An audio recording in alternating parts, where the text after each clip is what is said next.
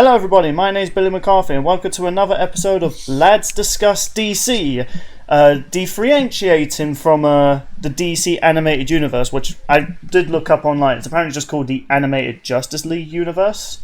Fun fact. So we're going to be looking at the really bizarre crossover, Batman vs. the Teenage Mutant Ninja Turtles. Joining with me as always is Saber King. I'm vengeance. And along with all of us is Duo. Hey, what's up, everyone? Right then. So, Batman vs. Teenage Ninja Turtles is bizarre, I will admit, yet awesome at the same time. Bizarre? I mean, okay, when you think of Batman and Teenage Ninja Turtles, you wouldn't necessarily think to combine them. Actually, yes, I would. Batman and Teenage Mutant Ninja Turtles is an idea crossover. Yes. I mean, as someone who's like in terms of mine, in terms of mine and Duo's generation, because we're 80s and 90s boys, so we used our imagination to cross these two over. So it's bizarre for your generation. Well, okay, well the one I grew up with, you could argue, could have been with Batman. But before we get into the actual movie itself, since we're essentially talking about, because Teenage Mutant Ninja Turtles isn't DC, so I was thinking for the first part of this podcast, we're going to discuss what was the Teenage Ninja Turtles we grew up with, you know, before tackling this interesting movie. Is that better? Interesting? Yes, that's very better. That's very better. So, Duo, you're a lot more experienced than us. You trying to say I'm old? Yes, he is. That's just a polite way of saying it. Yeah, I figured that. Okay, let me rephrase it. Since you've probably been introduced to the Teenage Ninja Turtles first, what was your Teenage Ninja Turtle like? What was your first ever interaction with these characters? Okay, so my first interaction with these characters was the very first cartoon show back in 1986. And of course, I fell in love with them. I enjoyed them.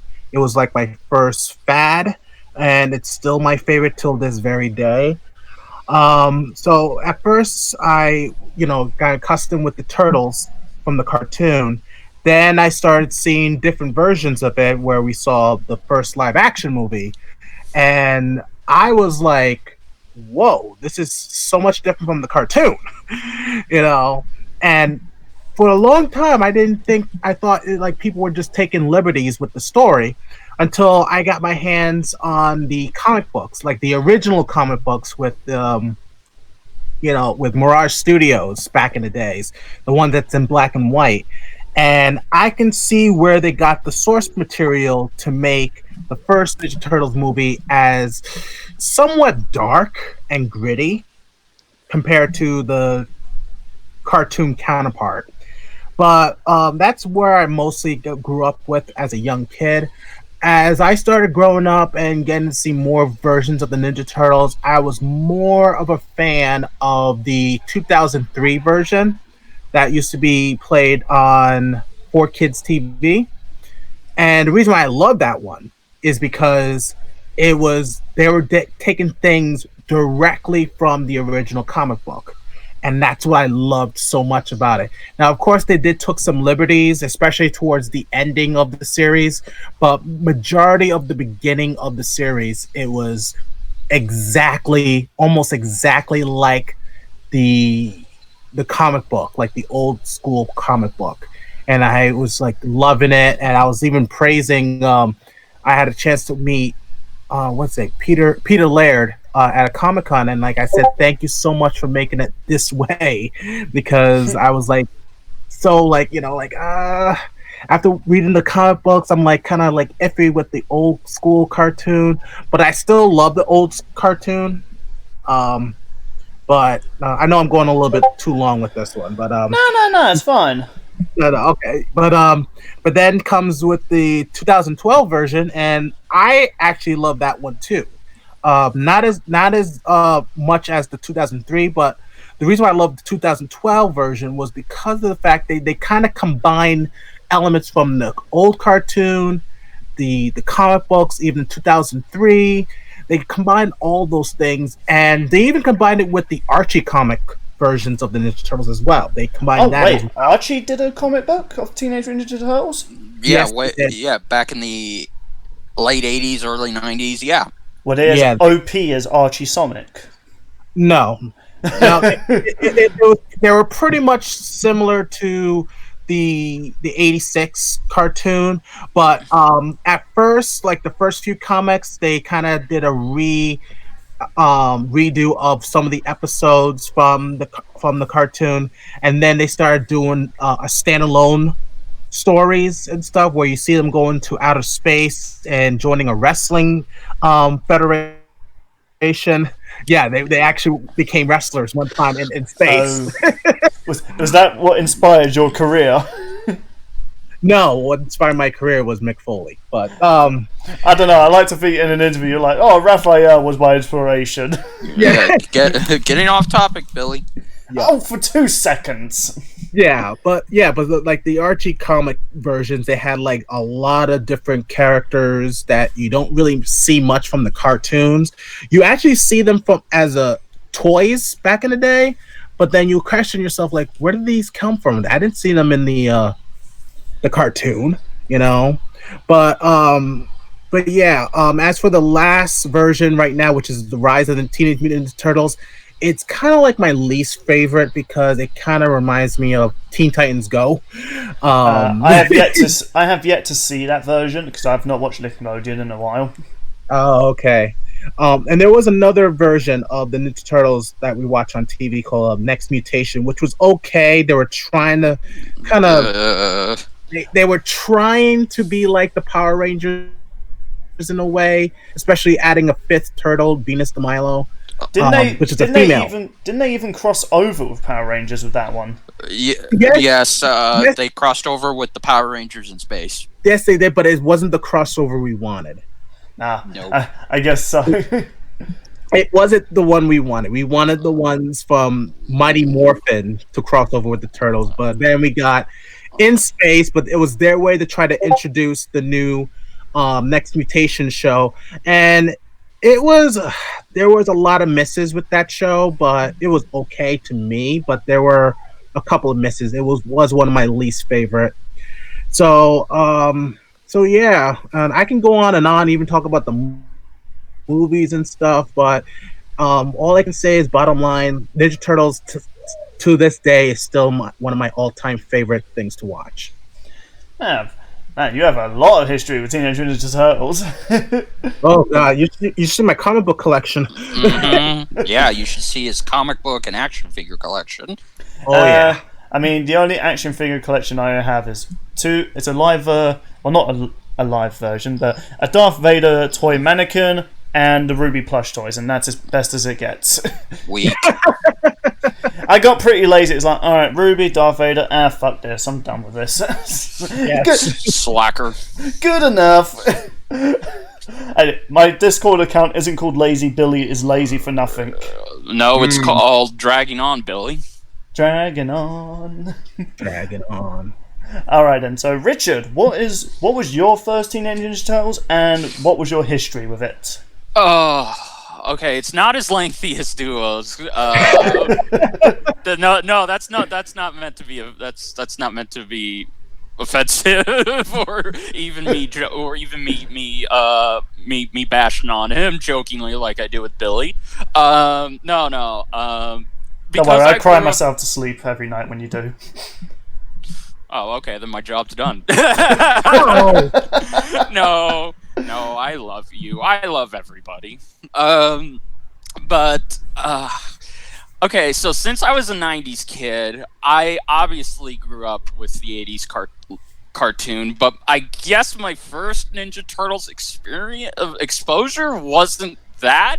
It was actually the very first live-action movie, and I remember just falling in love with it because I was a pretty weird, out there kid. I loved everything on TV that could appeal to my little mind, and Ninja Turtles just fell into that category. I was all like, "Oh wow, they're ninjas, they're turtles, and oh cool, they have weapons," because I loved weapons, characters wielding weapons as a kid, and I remember grasping and clinging to Leonardo because that's the kind of character he was. The kind of character is like, oh yeah, I want to be like him. And then later on, I would watch the '80s cartoon, and I would see parts of the '03 Turtles on 4Kids. I had some respect for it, but I never really fell in love with it like everyone else did. Especially Turtles, especially that Turtles Forever crossover, which that was awesome. I liked it. Oh yeah, sure, awesome. Okay. Oh dear. No. Yeah, no. But then the 2012 show came out, and that's where my love for Ninja Turtles just skyrocketed because that show had everything. It had anime style animation, jokes. It had great action, had great storylines, and it would pull from essentially all of the Turtles lore. So that was my favorite incarnation of TMNT. It's still my favorite incarnation to this day. And I have seen a bit of the rise of the TMNT, which unfortunately just got canceled. I think, yeah, it did. Which I feel for the people. I want it to come back. I think it should come back because it may be different. It may not be what some wanted it to be, but it is worth checking out. It is absolutely not like Teen Titans Go. It does get a lot better, and it's one of the most. It's literally the best looking Nickelodeon show out there. Its animation definitely stands out amongst the other ones. Yes, I'll admit it does. Mm-hmm, yes. But as far as experience goes, I've pretty much been a casual TMNT collector. I don't have much TMNT merchandise, but what I did get is I had the opportunity to meet both of the creators and the original cast from the '80s show. I only met Peter Laird and the team that was there. I didn't get to meet Kevin Eastman. Yeah, they were awesome. I even got to take a picture and talk to Rob Paulson, the voice of '80s Raphael, and Donatello from the 2012 show. He was very nice. And this is a bit off topic, but I also got to see him perform the Wacko's Nations of the World live, and it was very nice. And feels like you used this time to brag. No. This is where I guess I can brag. And to add the cherry on top, Rob Paulson actually follows me on Twitter. Oh, wow. So, it almost feels like you're using this section to brag. Yeah. because I can. He's got us there, Duo. He has the bragging rights. So yes, I love TMNT. I still love it to this day. And regardless of what iteration they go through, I'm just happy that it's still going strong over 30 years later. And I'm also very excited to see what Seth Rogen's take of it will be when we see his iteration. Yeah, because I was going to say, even though that new Teenage Ninja Turtle show's gotten cancelled, I mean, it's going to come back, like, in a different way. Yeah, like there's already plans for a new live action show with Seth Rogen attached. So that should be good. I can't wait for that. I mean, Seth Rogen, people don't give him much credit. Yeah, Seth Rogen is a great writer in his own right. Yeah, I heard good things about the potential and I'm looking forward to it. I'm gonna give it a chance. I've been giving all other Ninja Turtle media a chance. You know, even the some people would hate the one that was produced by Michael Bay, but you know what? I said I liked it. It was okay. Probably not as good as the first two live action. If you notice, I only say first two, not the third one. I've not seen any of those ones, so I couldn't really comment. Well, I think Richard would understand why I say first two, and I do. Because the third one. I mean, the third one was okay, not as memorable as the first two. And I did like TMNT as well. I like that one. That was good. That was an underrated movie, I think. And still to this day, I can't believe people shit on that movie and say it's the worst TMNT plot they've ever seen. Assholes. Well, I guess I never really read comics from Mirage Studios where they had plots like that. I guess not. All they think about is the old school cartoons and all that stuff. I said, guys, look at the source material. Like the very first comic books, they had wild adventures. So I was all in with TMNT. Yeah. Plus, I mean, plus Obi-Wan Kenobi got to voice Leonardo. And how could you not like that? Very disappointed he never went to Raphael. I've got the high ground. Oh, boo! No judging. Oh, come on, Richard and Jaru would go on about Obi-Wan quotes in our Death Battle discussion. You're goddamn right. Obi-Wan is bae. Anyway, we're going off topic a bit here. Yes. So, is that your... Tag, you're it.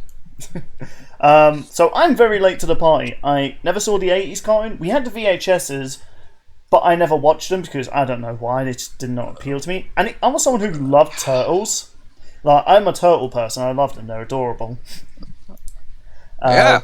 I never even grew up the 2003 one, even though my friend tried to convince me, like, oh, there's alien triceratops, because I'm also a fan of dinosaurs. I was still like, it just seems... yeah, the triceratons. Yeah, nice. It still didn't appeal to me. I mean, I think I had a Triceraton toy for a week and then I broke it. Man, you were a picky bastard. Yeah, I did not really get in. The only cartoons I would watch were Danny Phantom, SpongeBob, and Very Odd Parents. And the Justice League cartoon. So my introduction to TMNT was through the Nickelodeon show, which they had the first 2 seasons on Netflix. They never uploaded the other season, so I had to watch that through other means that might not seem good for companies. Hey, that's fine. It's also on Hulu now. I don't have Hulu. Then get Hulu. We don't have that over here. What? We don't have Hulu in the UK, at least as far as I'm aware.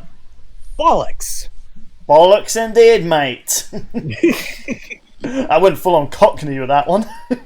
And so what I thought about the TMNT, I was starting to think, okay, I've been missing out. It's actually generally entertaining, and I love how each of the characters bounce off each other really well. My favourite character is Raphael, and not because everyone says, oh, he's the edgy one.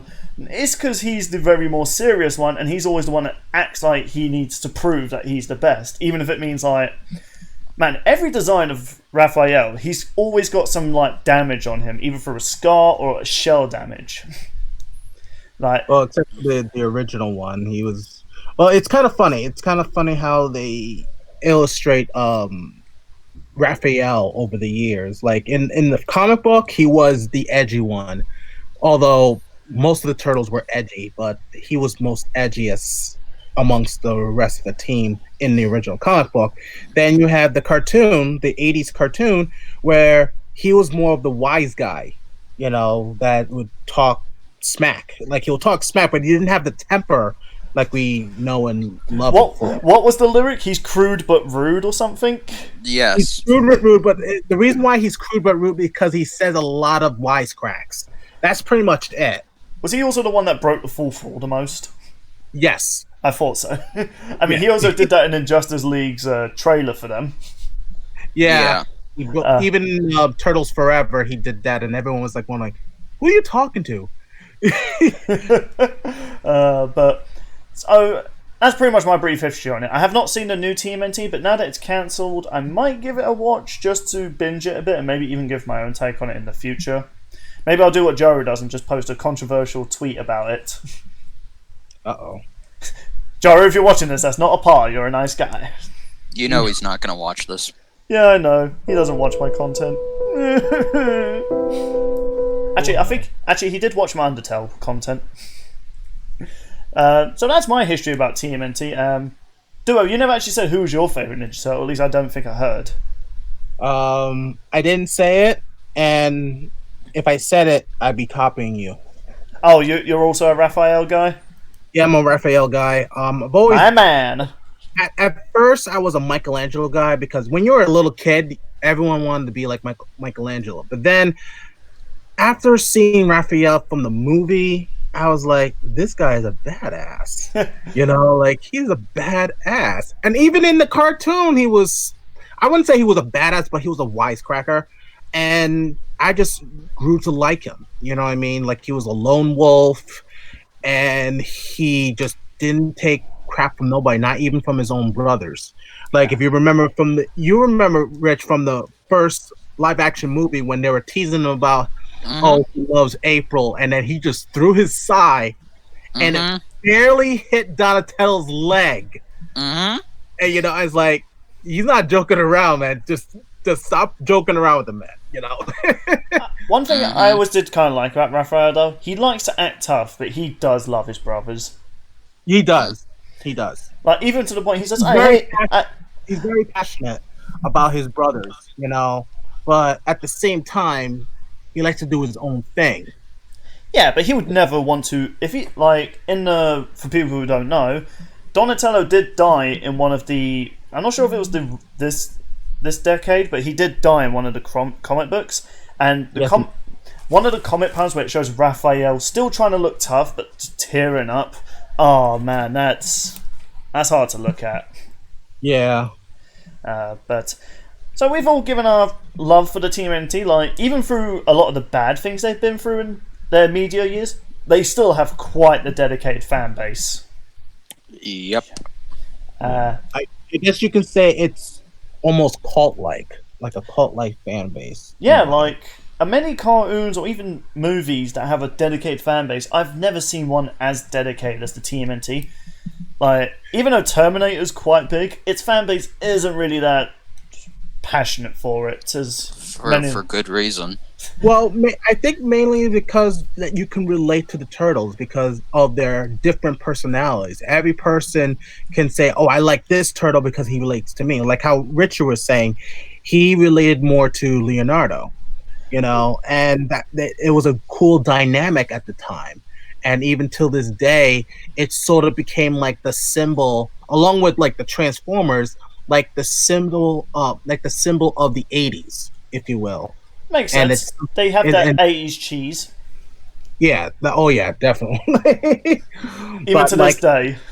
But like that, like everyone loves to revisit it, even reimagine it, which I don't mind the reimagining. Just don't stray from the total picture of what the Turtles are all about. You know what I mean?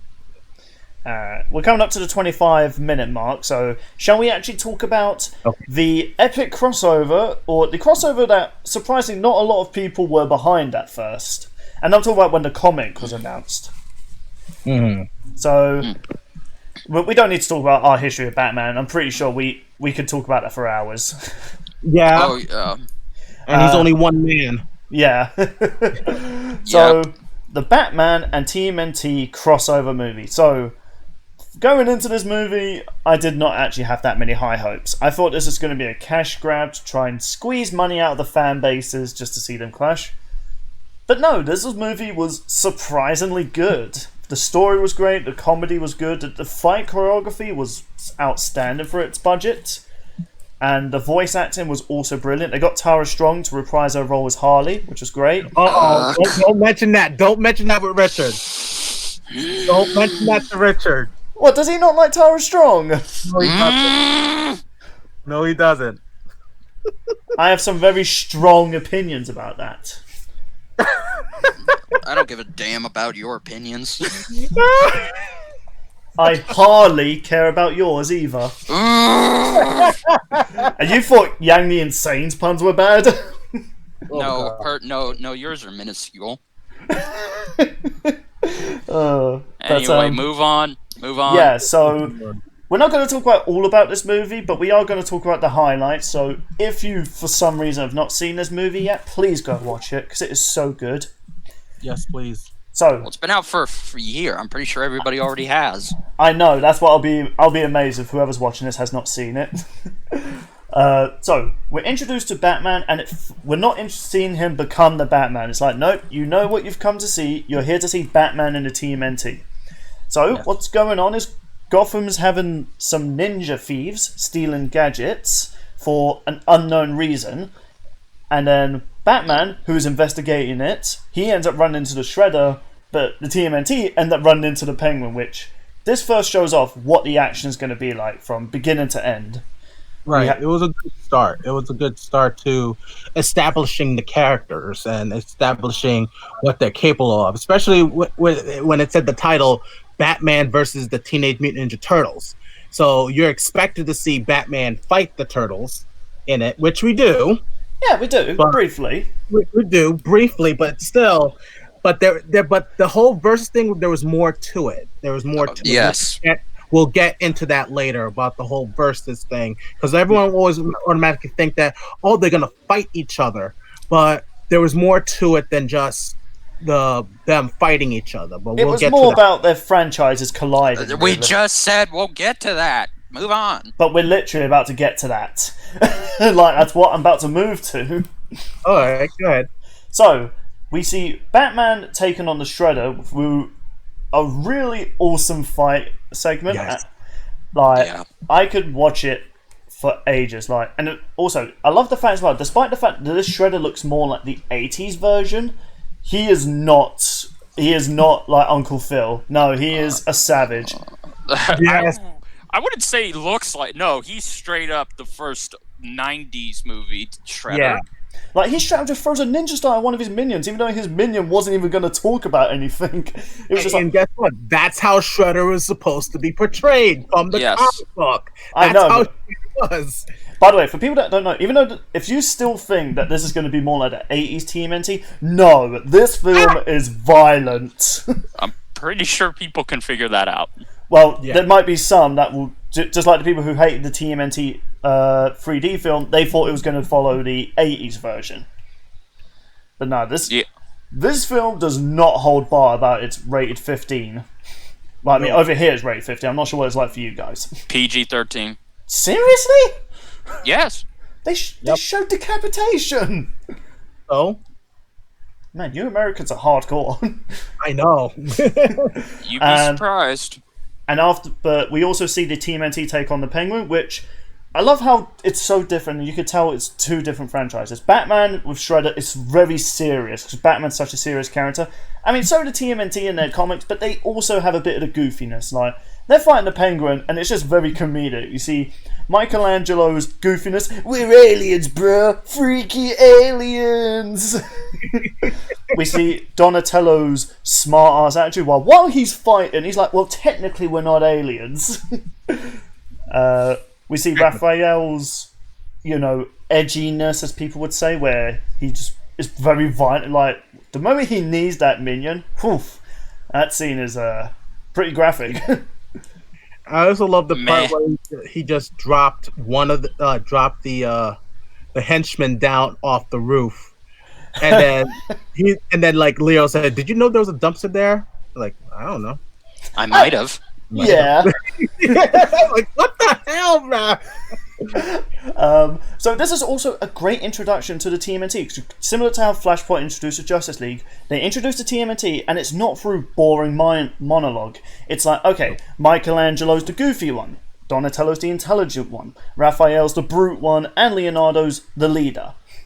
And that was all done in just a minute. That's brilliant. Mm-hmm. That is how you introduce some heroes. And, of course, eventually we do get introduced to the villains of this movie. Obviously, we said Shredder. Penguin's not a main villain, but he does come into play sometimes. But Ra's al Ghul took me by surprise. Rach. We say Raz. Well, I'm saying race. All right, potato, potato, tomato, tomato. Don't mock me for my Britishness. So, No promises.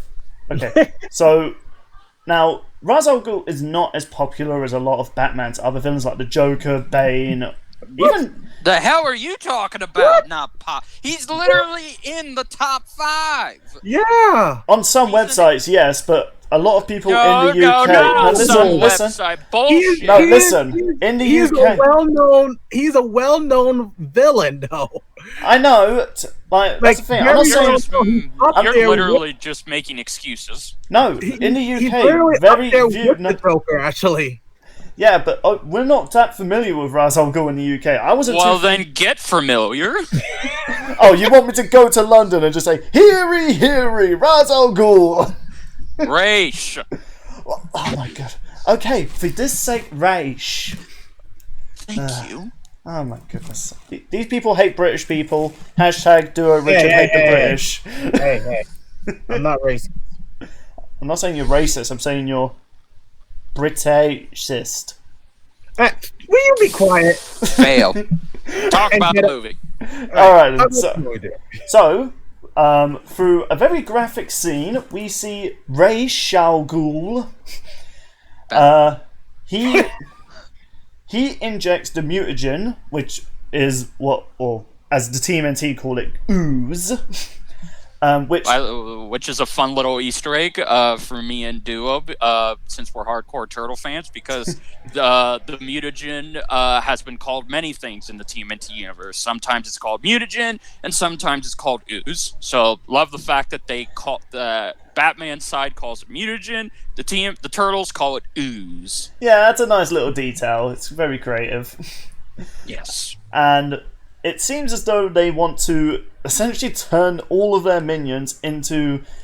Well, at least Ra's al Ghul wants to turn his clan into, like, mutated ninja assassins, whereas Shredder wants to be immortal because, for those that don't know, Ra's al Ghul has, like... What's it called again? The Lazarus Pit. Yeah, the Lazarus Pit, sorry. I rarely remember the name of that. So, Shredder wants to... Never mind. Shredder wants to become immortal, and Ra's al Ghul wants a mutant army. So, you know, it's kind of like, okay, we want something from you, and we'll give you something. That's pretty... You scratch my back, I'll scratch your back. It's standard villain crossover thing, you know. They don't do it because we're friends. It's like, no, you have something I want. Yeah. So because Shredder's gonna live forever. Well, not really live forever because he has to keep on going to the Lazarus Pit in order to stay living forever. And Ra's al Ghul definitely want to use those mutated army to cleanse the world and then rebuild it. With a mutant army. Yeah. With a mutant army. A mutant army. And so this eventually leads to the TMNT finding Batman's lair, and we essentially introduce what the whole cast is. We got Batgirl, and we have Robin. I'm assuming this is the Damian Wayne one, the one that everyone seems to hate. Yes, you can tell it's Damian Wayne because he has a hood. I never really hated Damian like everyone else did. I do. Oh, I still hate the little bastard. I get why people hate him, but I don't see the hate for him. He's unnecessary, that's why. What do you mean he's unnecessary? He's awesome. Listen, you could argue any character is unnecessary. Not as unnecessary as the little demon brat. Wow. Oh, dear. What the heck, man, dude? Richard hates children, confirmed. So I guess I can't do Damian Wayne versus Hit Girl pretty soon? You may do that. Do you want me to? Do you want Sean to censor that out, or are you okay with that being announced? No. Oh, go ahead. No, that's fine. Plus, I can't find fights for her, so... Fair enough. So, essentially, they team up, Batman, the TMNT, Robin, and Batgirl. And this is what leads us to Arkham Asylum, which is my favourite scene out of the whole movie. We are introduced to... the Rogues Gallery. Oh, yeah, sorry, but I'm hearing some static. Is one of you guys having a problem? No, I'm fine. I'm good. Okay, that was just distracting. So we're introduced to all of the Batman villains. Well, not all of them, but, you know, the iconic ones. We got Poison Ivy, Harley Quinn, the Joker, Bane, Scarecrow, Two-Face. I don't need to name them all, but we get a lineup. Mr. Freeze. Mr. Freeze. Oh yeah, There Mr. you Freeze know. as well. But I'm just saying, like, we get a lineup As of. well. Wait, Mr. Freeze as well. Like I don't like Mr. Freeze. What Oh, the fuck come is on. wrong with you? Oh my! Listen. Each one of us are going to get castrated for our opinions on this, alright? No, not as much as your opinion's going to get castrated. I don't think he's a bad character, I just don't care for him. You asshole. At least I don't say he's not necessary. Doesn't matter. Let me tell you about Mr. Freeze. He is a quintessential villain. Wanna know why? Because he believes what he's doing is the right thing to do. He's doing it all for his wife. And he doesn't care how he does it for his wife. That makes a good villain. The ends justify the means. But anyway, Jesus, Billy. What's wrong with you?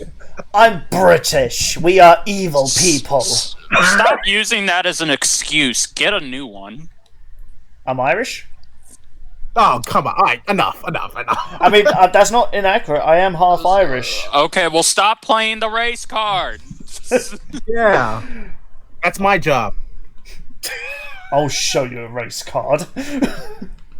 Anyway. Go ahead. So, as a twist in this though, not only are we introduced to a lineup of Batman's villains, but Joker decides to use the ooze to mutate them, which is already awesome just saying that. But the transformation scene is pretty Hold on, you also forgot that Joker has a big part in this movie. He supplies... we'll get to that soon, because No, if we're going in order, then we do it right. we're talking about the highlights. That is the highlight. That's important information. It's important when we get to the Batman's mutation scene. No, it's not. Okay, basically, Ra's al Ghul and Shredder go to Joker because they need his Joker venom formula to mix with their mutagen to make stronger mutagen, and in return, they give him the ooze to use as he sees fits, leading to him using it on the rogues in Arkham Asylum, transforming them into mutated animals. Exactly. Jesus, Billy. This is why you're not a reviewer. Hey! What are you talking about? I reviewed the games I play at the end of all my playthroughs. I'm not sure if that's meant to be like an insulting laugh, saying I'm not a good reviewer. Okay, no, that's just meant to be I'm busting your balls laugh. I'll bust your balls in a minute. Somehow. Good. Only one person gets to bust my balls, and she ain't here. Whoa. Too far. Sorry. Oh, and this is coming from a guy who said he wouldn't mind Nemesis impregnating him. Are you want me to be edgy again? Because I'll be edgy again. I didn't care. But anyway, so the TMNT and Batman's team take on the rogues, and the mutations that we see are, well, I say creative, but they're also kind of, you would expect the characters would look like, this is the type of animal they would be blended with. Mr. Freeze is a polar bear, which, alright, that's pretty clever. Adorable. Yeah, Poison Ivy is a giant flower, a fly trap if you say that. Yeah. I It's don't better know. than what she was. It's 10 times better than what she was in the original comic. This was actually a change. Yes. Wait, what did she originally mutate into? What was it? Was it like a grasshopper? Something Oh. like that. Oh, Yeah, that is terrible. Yeah. That is terrible. Yeah, it is. Yeah. Well, Yeah, and then Scarecrow transforms into a literal scarecrow. Ha ha ha. really? Oh, Really? Wasn't it just a crow? Well, it is it's a crow, but he's Scarecrow. Oh, that's the joke. Like, he turns into a crow. Like, His name and gimmick is he's a scarecrow, but he transforms into a crow. yeah, that's. I think for laughs, it makes sense. But anyway, Yeah, Bane. I'm not sure if I'm getting this wrong. Is he a jaguar or is he something else? a jaguar because Right. Mexican. Okay. Yeah. Okay, but that's the thing. Like, I've heard people say it's a leopard, and then I've heard people say it's a jaguar. But I'm certain it's a jaguar. It is a jaguar. Yes, I it is knew a jaguar. I knew it.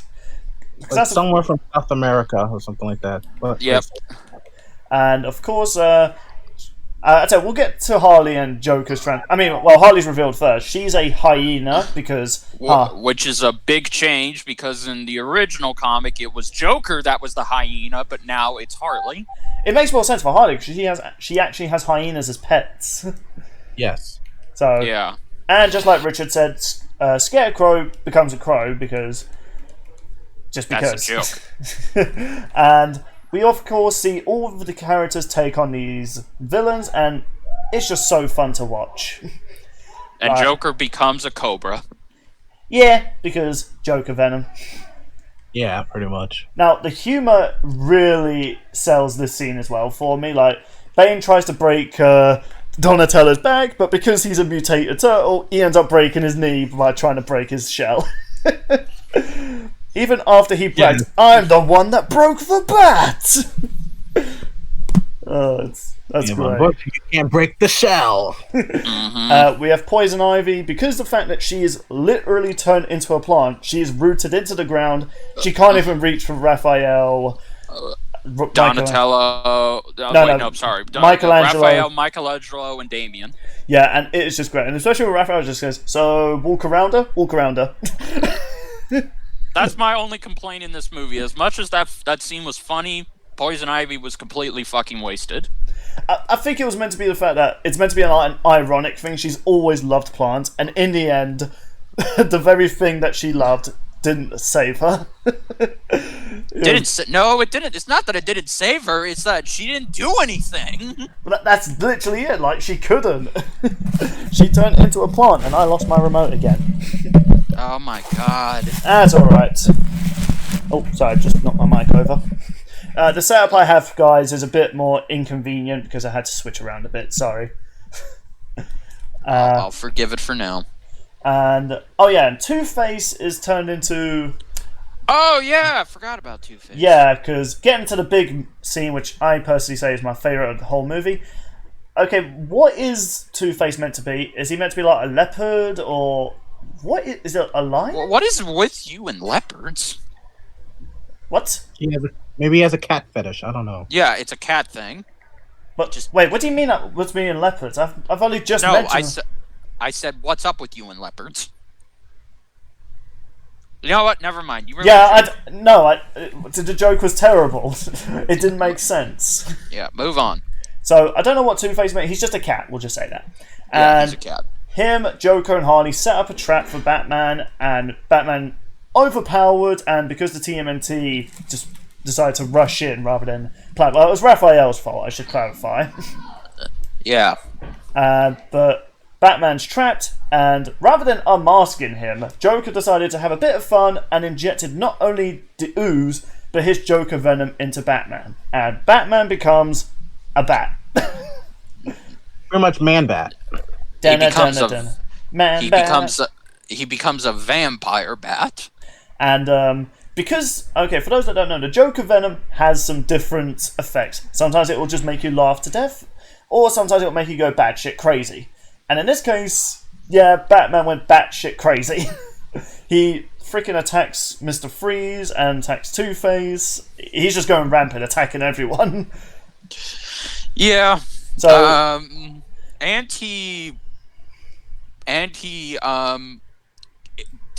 don't want to say he kills Mr. Freeze. Two-Face, but wait, no, it was Mr. Freeze. But let's just say I'm pretty sure Mr. Freeze is gonna need a lot of surgery. Yeah, it did not sound like he was having a good time. Yeah. I also love the fact Harley Quinn was just like, wasn't Two-Face on our side? Joke's like, who cares? It's not about size, it's about selling the joke. It's like, well, yeah, but you also got a crazy Batman flying around. That's why it's the joke. At the same time, though, but it's like, yeah, Joker, don't question the Joker. I'm not questioning him. I'm just saying, yeah, you didn't think this through, mate. He never does. No, he really doesn't. He just wants chaos. Eventually, though, he is defeated, and Joker and all the other villains are defeated. But this scene shows why.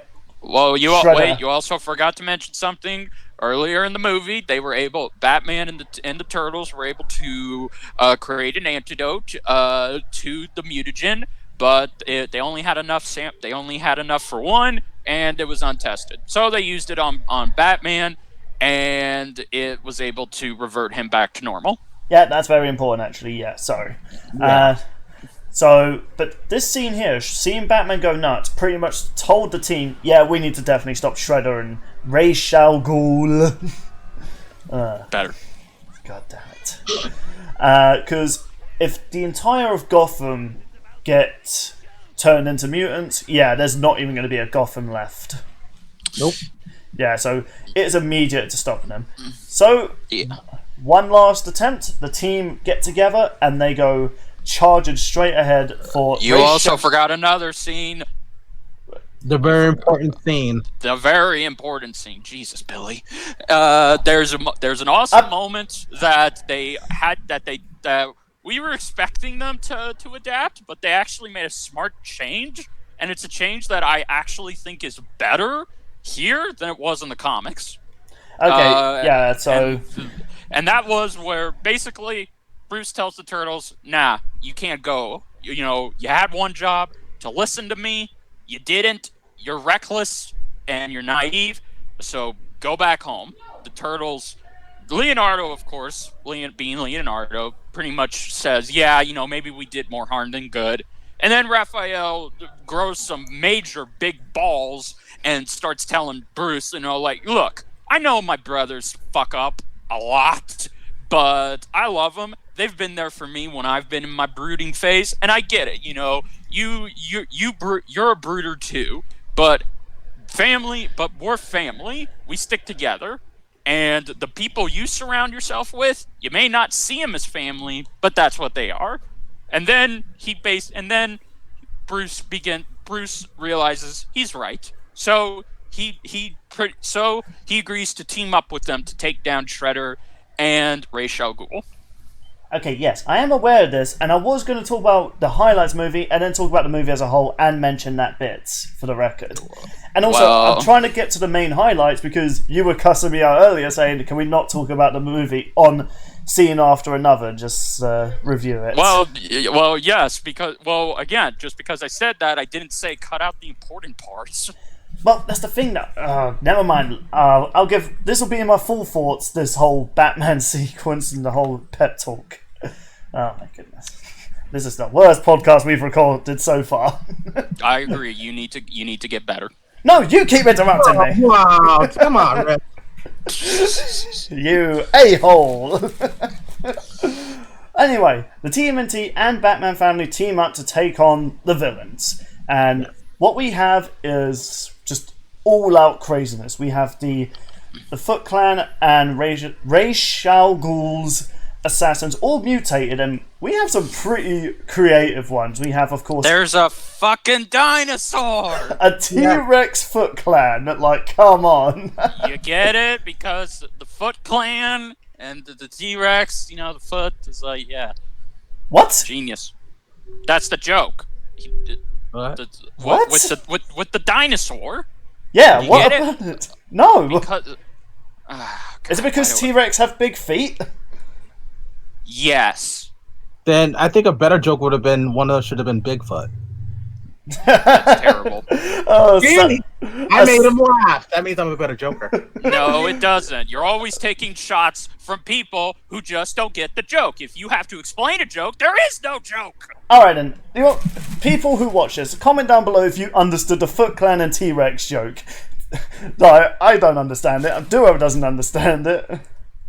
That's why y'all ain't Joker. Well, neither are you, clearly. Oh, I am. Just because you claim to be a Joker doesn't mean you are. Y'all, okay. Anyway, continue. So, what we have is a pretty epic fight scene. All the Mutant Turtles, all the Batman family. Well, not all the Batman family, but, the important ones. Are you saying Nightwing isn't important? No. Okay then, good. I'm glad we cleared that up. Yeah, good. And just like in the Asylum fight scene, we have some good comedic moments and we have some good fight choreography. We have the Batman telling Michelangelo, press all the buttons, and Michelangelo's just going crazy and touching all the buttons in the Batmobile. Just to get them free from cables that are attached to the Batmobile. Okay, yeah, like that. Yes, because they have cables attached to them. Like, we don't need to tell them every single detail. Context is important. Okay, well, then Batgirl, using the accelerators on her motorcycle, the handles at the front of the motorbike, made her motorcycle go really fast to get away from the Elephant Foot Clan member. You see? They don't need the entire context. Yeah, they do. Shut up. So, they defeat all the minions, including, yes, a mutated T-Rex, which is awesome. Badass. And in fact, we didn't even mention that the TMNT, they have the, what is it called? I'm not sure what the official The name turtle van. is. It? Wait, it's really just called that? I thought that was just a short term for it. No! It's literally called the turtle van. Okay, yeah, but the thing that Party wagon. But the thing that I love about this is that it's a direct reference to the official toy, and even to the point it's firing pizza slots. Like, okay, as a toy, it doesn't make sense. Well, why... it's firing manhole covers that are painted like pizza. Richard, let me finish my point, and then you wouldn't look. Yeah, like I was going to say. Now, I question the fact, like, as a toy, why it fired pizzas as weapons, but then in this, they used that as a joke, and they had the pizzas painted on the manhole covers, which was clever, because it can actually be used as a weapon. You see what happens when you wait for someone to say their point? Meh. And eventually after this, they face against Ra's al Ghul, who actually decides to get his hands dirty. In fact, 'cause that's kind of interesting, because Shredder, at the start of the movie, was fighting Batman. Ra's al Ghul was just, well, I wouldn't say hiding, but he was just, like, in the background. He hadn't arrived yet. Yeah, his Uber was late. Assassin Uber. That's terrible. I don't know, I like to imagine in the John Wick universe they have that. And we have, again, a really cool fight scene. We have the Batman vs. Shredder rematch, and we even have Leonardo face Ra's al Ghul, which... Awesome. Okay, I don't usually laugh at a kick in the nut joke, because they've been played out so much that, oh, he got kicked in the nuts, so funny. But how it happens here is perfect. Leonardo gets overpowered, he's on the floor, essentially about to be killed, and then Ra's al Ghul decides to brag about how he's so many years old and how Leonardo could not match him, and then Leo just kicks him in the dick. When in doubt, kick it out. And I just love it's a fight, so it's legal. And I love the fact as well, it's like, you are how many years old and you did not learn the main defense technique of protecting your balls? Like, isn't that one of the main things a man should protect in a fight? Look, Ra's al Ghul is a sophisticated fighter, okay? And a really epic one-liner that Leonardo says, like, oh yeah? Well, I'm 16, and I learned this from a rat, and goes freaking pressure pointing on the man. Knocks him the fuck out. Yep. It was epic. And then Batman, who loses all his gadgets against Shredder, he decides to say the good phrase, cowabunga. Okay, well, first Shredder asks him any final words, and then he says cowabunga. Yes. And then shell-shocked. Yes, and it was by Raphael. It's great. I love it. Like, it's something for Batman fans and something for the TMNT fans. Oh, and then Batman just beats the shit out of the Shredder so hard he knocks his faceplate off. Yeah, it is so savage. Like, hey, Batman's savage. I know, but you can even see the Shredder's trying so hard to defend, but Batman's like, nah, listen, you knocked off my utility belt. Do you know how expensive that is? He can get another one. It's not that expensive. Well, he can afford it. Yeah, he's got tons back in the Batcave. What are you talking about? Doesn't mean it's not inconvenient. Batman doesn't need his gadgets. Listen, it's like, I have loads of mugs at home, but if one shatters, I'm going to be annoyed about it. You can just get another one. Yeah, but it's the inconvenience, man. Well, Batman isn't about inconvenience. So Batman isn't Batman because of his gadgets. He's the motherfucking Batman because he's Batman. Alright, well, we're getting up to the hour mark soon, so to wrap up this scene, Donatello and Michelangelo destroy the machine the only way Michelangelo knows how, smashing things. It's And great. then they land on a blimp, Yeah, which was a great callback to the opening joke. Yep. yeah. And to celebrate... Oh, wait, I should probably also say, Shredder got knocked into the acid pool that turned the Joker into Joker, which will play a role in potentially the sequel? I hope so. Unconfirmed. Yeah, it's still... Even to now, it's not been confirmed. Sad. Takes time, man. I was really hoping they would announce that a DC fandom, which we will talk about all of those at some point. So yeah, the TMNT decide, well, it's time we go home, but Batman decides, you know what? No, you can't leave. It's pizza time. we have the Bat family and the TMNT eating pizza together. Batman even folds his New York style. Yep. Like, that is great. I'm not even from New York yet. I know that style. It's beautiful. And I also love the fact, just this one scene, we can see exactly the type of character these people are just from the way they eat pizzas. Just goes to show how much thought went into this movie. Yes. And Tons. and typical superhero movies these days, an end credit scene happens, the Shredder bursts out, and he starts laughing like the Joker because he's been turned into the Joker Shredder. Yes. Did that happen in the comics? Yes. No. Well, kind of. Okay. And that was the TMNT Batman versus TMNT. Now, it's pretty unanimous. We all think it's awesome. No, I don't think it's awesome. I think it's a damn masterpiece. I wouldn't say it's a masterpiece, but it's definitely... Then I ignore you. Why so mean? Because you think it's just awesome? Come on. Awesome, man. You want to be a review? You want to make your reviews better? You got to go more into that. You got to realize when something like this is a masterpiece. I'm pretty sure a review is just depending on what they think of it. You come for their opinions. Yeah, Right. and And it's not- universally opinionated There- that there's- this movie is a masterpiece. There's no correct review. That there is is- terrible. There is no such thing as a correct reviewer. That is terrible. That's true, though. Billy. You have a point there, though, Rich. Yes. Because there's no right or wrong way of reviewing, unless you're being one of those people who are just shooting it down because it's cool. Yeah, But- like if there are people, there's people who don't like this movie, and that's fine if they don't like it, because not every movie is for them. But that's not what we're talking about. We're talking about why we love the movie. So, Richard, would you like to go first of your initial thoughts of the movie? Yes. Well, without repeating myself, because I've talked about this movie 4 times, and it's something I never get tired of. It's something I can just watch again and again and again, and I'll never get tired of it, because the best thing that works about this movie is simplicity. Everything is simple, and it does a great job of showing no favoritism towards one side or the other. It feels like both a Batman film and the TMNT film, and it just beautifully transitions into becoming a beautiful sorry, I said beautiful ones.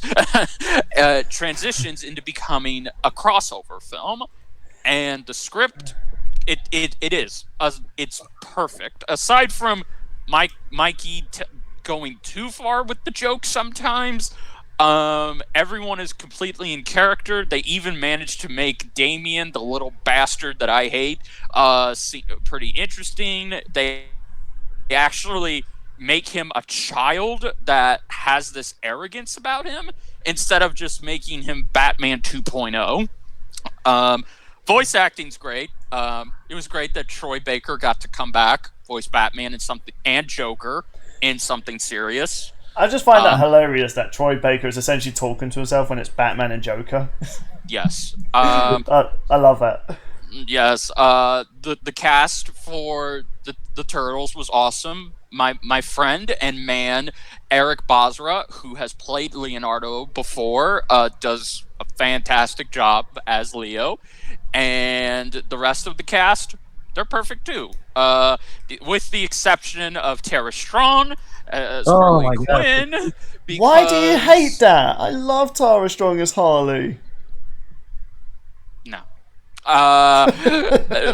Other than her, I think everyone does a great job. The music is awesome, very well composed, very well scored.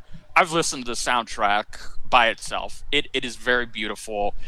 And finally, I think this was just a great way to celebrate both the Turtles' anniversary and Batman's anniversary last year by having them finally cross over in animation form, because this crossover has been done in the comics, and now it is a legit animated film that is also very well, like, I make it no secret, this animation, it's better than all of the DC New 52 animation films combined, because unlike those, it actually has legit effort put into it, especially that's just kind of mean, man. Life can be cruel sometimes. Are you saying none of the animators for the DC animated universe put effort into their movies? They didn't put enough. Oh. Ouch! You are what's his name? You are the Simon Cowell of the podcast. Yeah. I think this movie was utterly dreadful. Whatever. Like, my favorite fight of the film is still hands down Batman versus the Shredder, because of how much detail they went into storyboarding it, actually having it be choreographed out, the individual frames in motion. It's legitimately a work of art, and I would highly recommend you go watch the behind the scenes to see how they did it. It's really entertaining. I don't usually watch behind the scenes stuff. I just find that boring. Well, that's you. Actually, I will say Attack of the Clones behind the scenes is pretty funny. Okay. So, yeah, I don't really think there's anything I could say that I've already said. This movie is a masterpiece. It is literally up there as one of the best as one of the best DC animated films of this decade. That your final piece on it? Yes, and also you're wrong for not seeing it as a masterpiece. Okay. I'll let Duo give his opinion, and then I'll give my final take, and then we'll end the review. Alright. Duo, the non-Simon Cowell of this podcast, would you go? So, when I first heard about they're making a movie, I was so in. I was so I was like, I want to see this, because I read the comic book and I fell in love. I read the second one, I fell in love. I was like, I can't wait to see one, and I was hoping this had more characters like Casey Jones and Splinter in there, but you can use so many characters to put into one movie, you know what I mean? So I thought the choices for characters were good, especially the fact that each character in the good side of things had something in common. Like Batman and Leonardo, they're both the leaders. Robin and Raphael are both hotheads. Batgirl and Donatello are the brains of the bunch. And the only odd one out was Alfred and Michelangelo.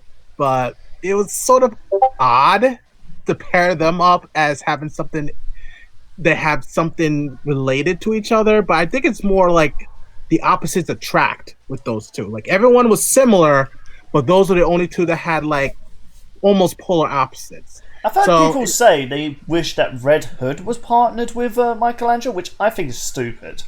No, I see Red Hood more with Raphael. Yeah, that's what I was going to say. Like, what does Michelangelo and Red Hood have in common? if anything, probably Michelangelo and Nightwing. If anything. Their weapons are, in a way, sort of similar, but I would say Nightwing's more of a Donatello guy. Mostly due to the staff. No, that's Tim Drake. That's more Tim Drake. But I meant, like, because even Nightwing jokes around too. He jokes around too. I mean, if you've seen him as Robin, he jokes around and all that stuff. So, not as goofy as Michelangelo, but in terms of like for the sake of like, say, if they put him in there for the movie, I would have saw him and Michelangelo and Nightwing pair up. You know what I mean? Okay. But I love, like, the one thing that was a huge highlight for me was, of course, Batman versus the Shredder, because you have two masters of the martial arts facing each other. And I felt that the way it was at first, it just seemed just like how most battles with Batman is. Like, Batman, as everyone knows, he is better when he has prep time. And there are times where at the first fight he succeeds, but in this one it wasn't, because he wasn't familiar. And I like how they say that it was an ancient form of jujitsu that's been done for many years, but thought it was like long gone, and he wasn't experienced with that. So when I also saw him facing the turtles, I kind of felt it made sense, because the turtles also know the same form of ninjutsu as the Shredder, only not as deep and experienced as the Shredder. So it made sense where Batman was able to defeat the turtles, all four of them, because he had a little taste of what their type of martial arts is all about. Not only So, that, but Shredder's form is more lethal than the Turtles. right. Yeah. Whereas And the even Turtles try Batman, and knock out their opponents. right, and Yes. even Batman had said that, like, they're good fighters, but they're not lethal. You know, they don't go for lethal strikes. And even Leonardo pointed that out about Batman too. So they were kind of feeling each other out, and I love that they were feeling each other out, getting to know each other, even finding the bat cave, you know. But so I felt that everything complement each other, and like Richard said, even though this was a Warner Brothers produced movie, they were fair with both franchises, because even Nickelodeon was on hand with this movie as well, but no one felt weak. No one felt like, oh, this is the better franchise. It was all done equally. Everyone got equal screen time, equal action, and I thought it was like one of the best crossovers I've ever seen for a long, long while. Um, where I was gonna go with that one. Um, in terms of, you know, like the villains and stuff, I thought the choices for the villains were awesome, especially when it came to Ra's al Ghul and the Shredder mixing it up, because it made more sense than to have Shredder pair up with the Joker. Because let me tell you something, Shredder is a no nonsense guy. He will not tolerate Joker No. whatsoever. He even says in Arkham Asylum, I hate these people. Yeah, but someone like Ra's al Ghul, who is also as calculating as the Shredder, was a perfect match. And guarantee you, like, if things go well for each other, both of them probably would have betrayed each other. Oh, They yeah. probably knowing Ra's al Ghul, because Ra's al Ghul has an end game, Shredder has an end game. They both have their own agendas.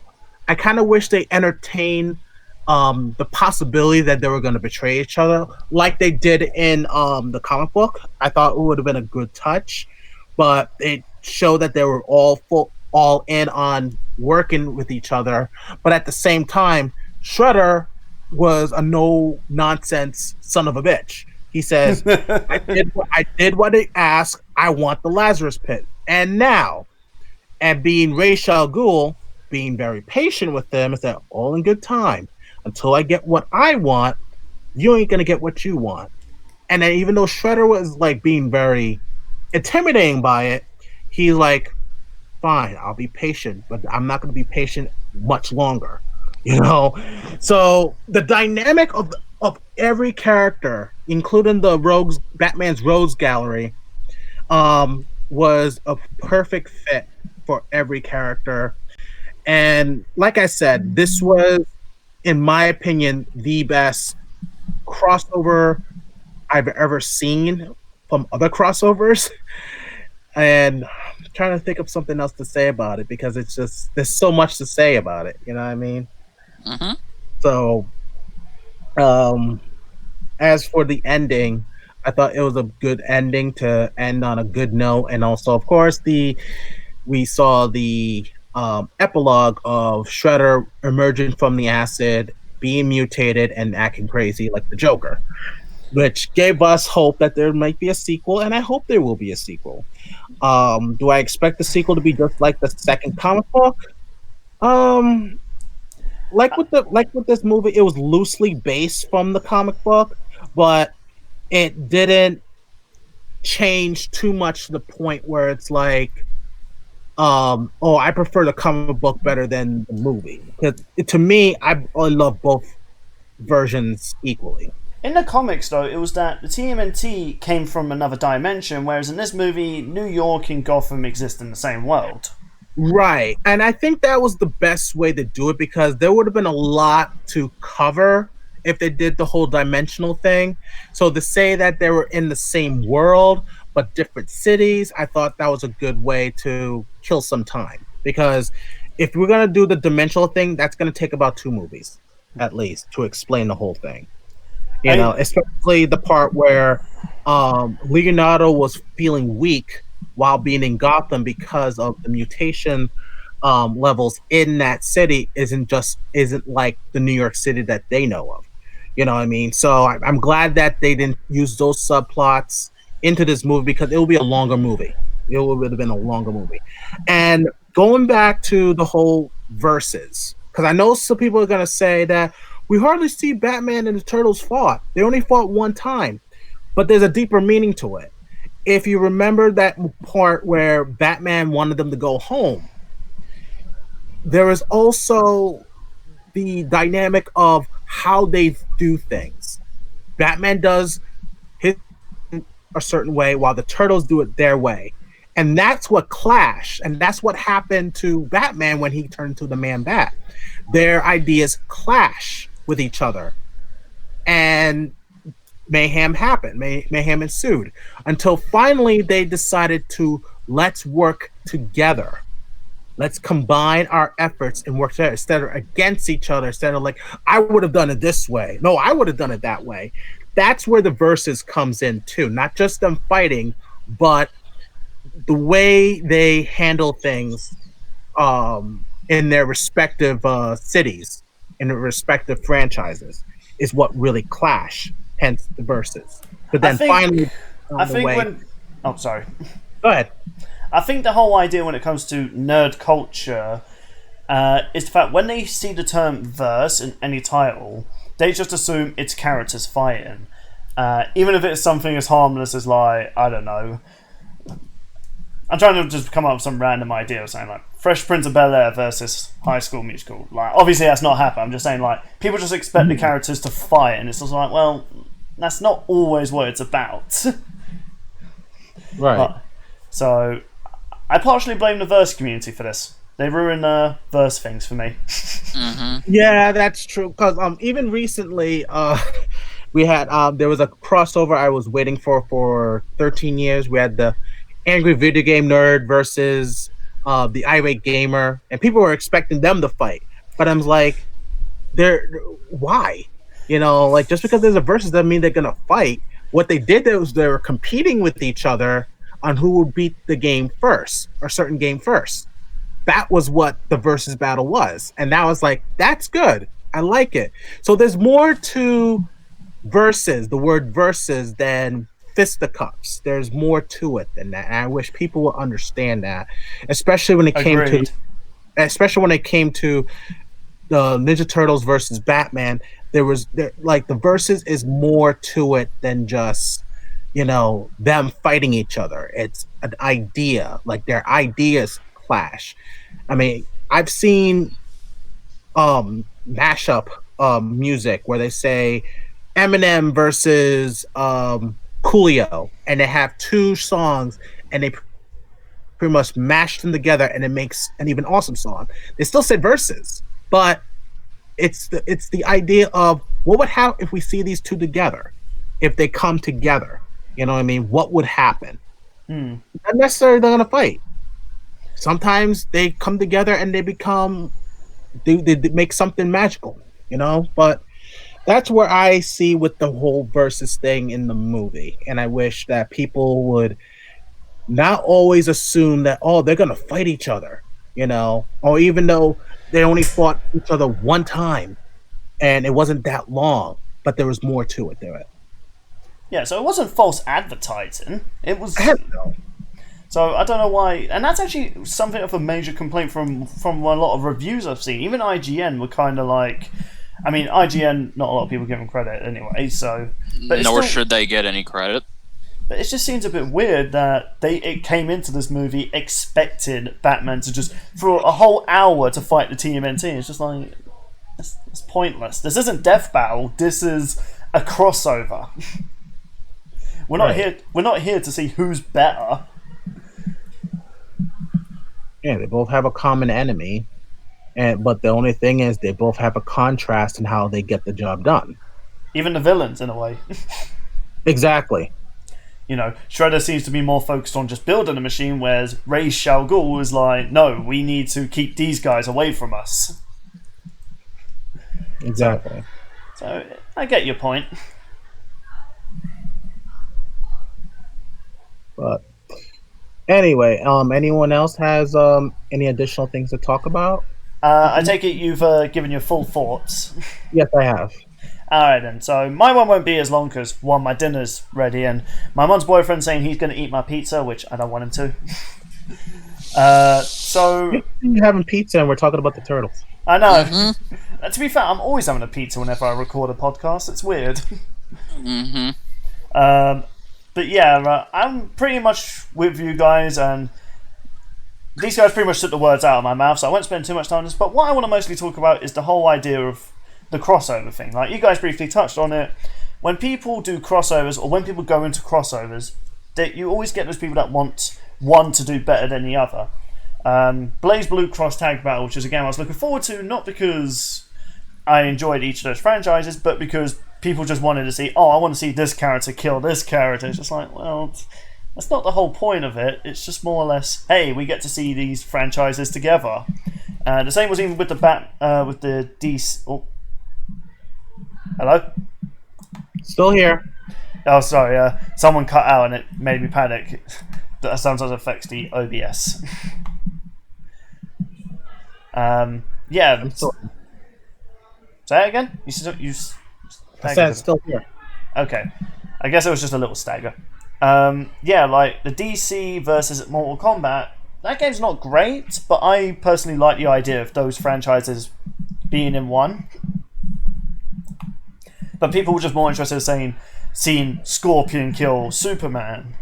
And just like what you guys are saying, people went into this movie either expecting Batman to beat up the TMNT or the TMNT to beat up Batman.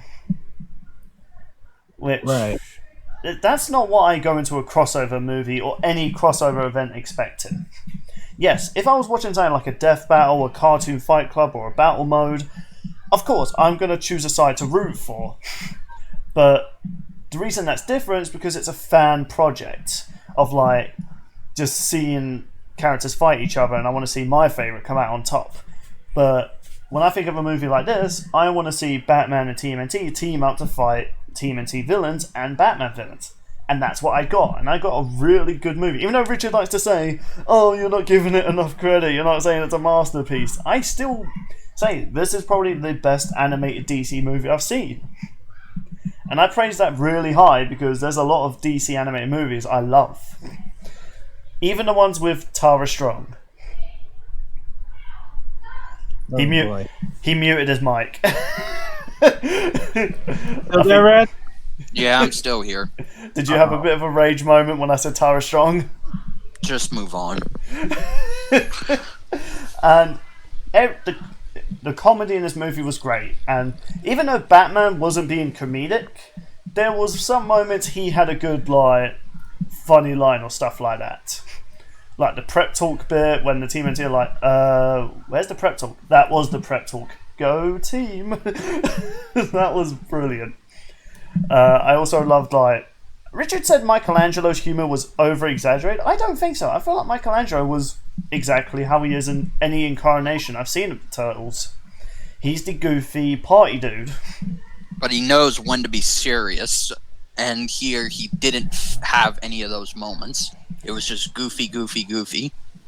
No, when there was, of course, the life and death situation, like, again, when the machine was about to go off, Michelangelo was freaking out, like, I don't know what to do, what do we do? And then when Donatello was like, break it, he was like, oh, okay. Like... Nah. I feel like Michelangelo was pretty fun. I even loved the bit, like, the whole fight with him and Damien was also pretty adorable. Like, he straight up just sits on him with his shell. It's like... Like, and that also, this movie also showed how, even though these are just Ninja Turtles, which some people say are like a B-tier fighters compared to Batman, but no, each one of the Turtles had their shining moment. Even Michelangelo, he showed that, hey, he may be a goofball, but he would kick your ass if you wanted. Yeah, that's the thing about Michelangelo. Like, everyone thinks he's goofy, but when he's serious to fight, he'll be a serious fighter. And plus, the way he fights is sometimes also a distraction to his opponents. That's the one thing that some people don't seem to realize about Michelangelo. And he is an awesome fighter, but everyone likes to say, oh, he's like a stoner. He ain't that good of a fighter. Why is he has nunchucks? It's such a complicated weapon. It's like, doesn't that make him more like exceptional? He has the most complicated weapons out of the bunch, yet he's mastered it. Yeah. Listen, I can hold a sword and probably swing around effortlessly. Scythe and maybe the staff I might need a bit of practice on, but I'll be good. Nunchucks though, no, I'm smacking myself anyway with that because that's not easy. Right, and look, well, people don't know, Michelangelo has defeated Raphael one-on-one before. Yeah, that was only in one iteration. It doesn't matter. Even in the comic book. Okay, fine.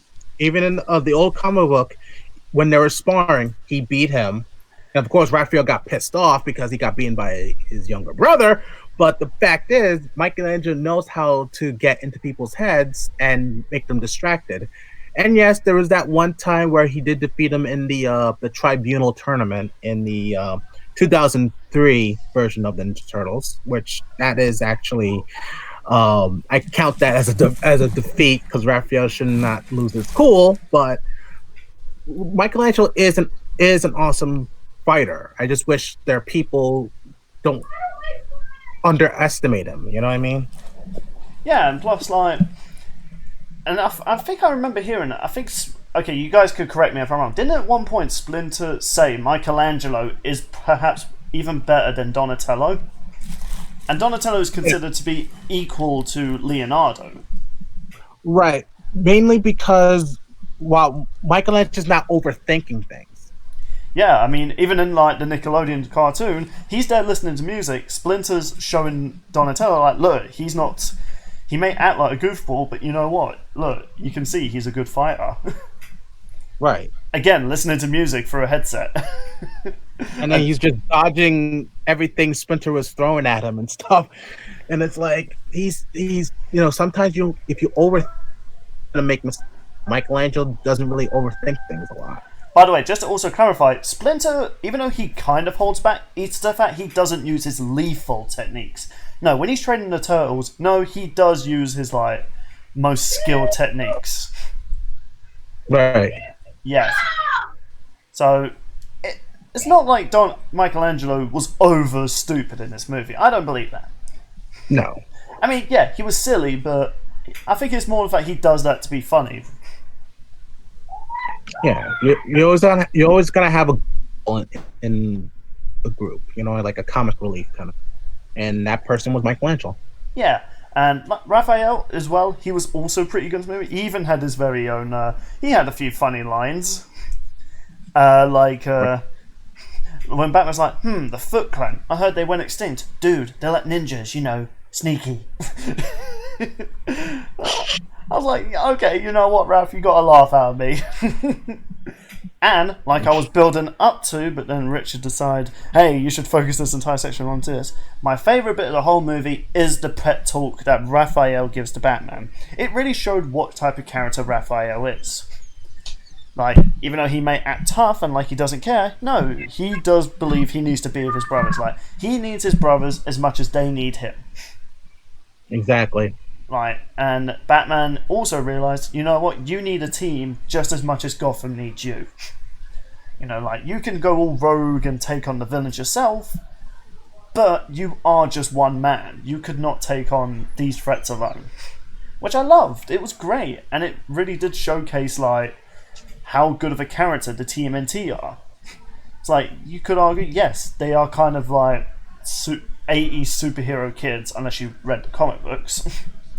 But when they get down to earth, they get down to earth. Yes. And so this movie had a good balance of serious moments, comedy, action, and... No, that's pretty much it. Yeah, just comedy, action... Oh, and story, of course. The story... Okay, I know people say the story's not original, and in a way I do agree, but let's face it, we live in a time now where originality is kind of hard to come by. Especially with stories that have existed for years. Like, you can't just expect every Batman or TMNT story to be original, but it's what they do with the story that makes it fun to watch. Exactly. Like, of course, yes, I've probably seen loads of movies exactly like Batman and the TMNT, but because it's with these characters and with the writing, it makes it fun to watch. And in fact, by the way, I also love the Easter eggs to each franchise. Like, for instance, even maybe small ones people might not understand. Like, Bane has a teddy bear in his cell. For those that don't know, Bane has a teddy bear. Yes, he does. And of course, you have Two-Face who flips a coin, but that's iconic. But it's great that they at least snuck it in there in like when they were introducing him. And of course, the Joker Venom, which in a lot of like movies recently and even animated, you don't really see the Joker Venom as much. So it was great they actually brought it back. Well, those aren't what I call Easter eggs. Those are just important part of the characters. Like those are more things that make them who they are. No, if you really want an Easter egg, then watch the end credits, which are just the comic covers but switched out with Batman and TMNT. Or if you want a super deep cut Easter egg, they featured something in this movie, Batman related, that has never, ever, ever, ever been introduced or even referenced in any Batman media, live action or animated.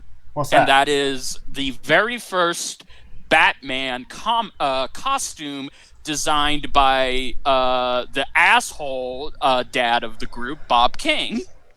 Oh yeah, like when they're in the Batcave, you do see a lineup of all of like classic Batman suits. That's great. Yes, the red leotard, the domino mask, the bat wings. It's all like, yeah, thank God Bob King didn't get his way. In fact, even in the Batcave, there's so many references to previous Batman stories. It's great. Mm-hmm. Like I could list them all now, but we are reaching the hour and a half mark. So yep. But the point is, this movie had everything for both TMNT fans and Batman fans. And even if you went into this movie as a TMNT fan but didn't know about Batman, this is a great introduction to Batman. Just on the opposite, if you went into this as a Batman fan, didn't know the TMNT, this is the best movie to get introduced to them. Right. One more thing, Billy. Have you noticed that the letters of their names are on their belts? Yeah. I like that. Nice reference to the 80s. Yeah, it's very subtle, but when you look at it, it's like, wait a minute, I see the M, I see the D that's into a buckle, I see an R as a strap, I see the L, same thing. It's like, that's clever. I like that. Yep. And I think that was also meant to be like, I don't remember if this is true or not, but I think in the comics that was meant to be like how you'd be able to identify mostly which turtle was the turtle by just the first letter on their belt. Even in the crossover with the 2003 Turtles and the 80s one, the comic book characters did reference like, those belts are actually pretty handy. And I like them. So, although they never did that in the original comic. The only reason why they did that it was an idea though, but they figured because we have the weapons, people can tell which is the turtle. Right. And originally, if you know, I don't know about this, Turtles bandanas were all red. Oh yeah, I do. When I did start getting into TMNT, I did look into the. I don't really like the comic books, but I think it's where since I got into it through Nickelodeon, that's why. I'm not saying the comics are bad. No, they are a good read. In fact, people, if you've not read the comics, give them a read. They are great. Right. Very mature, though. In fact, the Cassie Cage story where he accidentally killed someone and gets... Casey. Sorry. I say Cassie over in this country, sorry. But, yeah, the comic where he killed a mugger unintentionally and then he gets so depressed he resorts to drinking. Oof, that hit hard. Yeah. Mm. That's a shame he wasn't in this movie. Again, like... Yeah. If they do a sequel to this, which no one said if they will... Please let some more characters get in. Like, okay, I'm not trying to be negative, like at all. Like, this movie is no. great. You're just trying to pad it out. Wow, man. No, but I'm saying characters I want to see in a movie like this: Bebop and Rocksteady and Casey Jones. Mm-hmm. And I'm not saying because they're not in this movie it's bad, and that's my only complaint. No, it's the fact that I feel like you've got to have those iconic characters at some point. So, all in all, this movie's fantastic. I would gladly watch this over the last 2 we reviewed. I'm not hating on those movies, I'm just saying, like, if you gave me those 3 as an option, I would choose this movie, because it's just great. And if they do plan to do a sequel, we will downright review it. Yes. A year later. A year later. That's pretty much all we got to say. So I guess we'll just end off the review. So Okay. So I should say though, I was thinking about we discussed the next DC animated movie, The Son of Batman, but I was thinking with the recent DC fandom showcasing a lot of DC content coming, I was thinking we should talk about a lot of not every single thing, but the things that stuck out the most, like the Snyder Cut of Justice League, the Suicide Squad game coming, and of course the next Suicide Squad movie. And I'm just giving like a showcase of like what came, like I said. Oh, and the Batman movie. I know I'm not going to reference everything. That was a lot shown, man. no, so I can reference it. But I need to have my dinner. Well, then don't drag out the podcast.